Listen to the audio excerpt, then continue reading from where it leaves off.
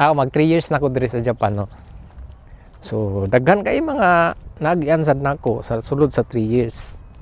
Samot nag-trainee ka. So di gid biya pud lalim ang mag trabaho kag layo samot na abroad, no.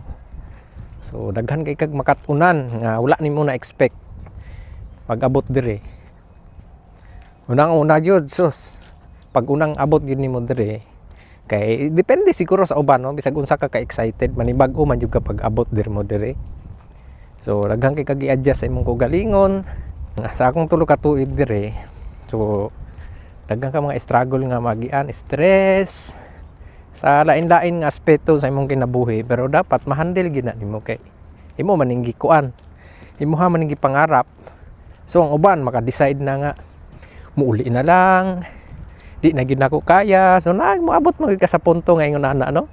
Pero siyempre huna-hunaon na to permi gyud kung unsay rason nga nung nanganhita dire dapita.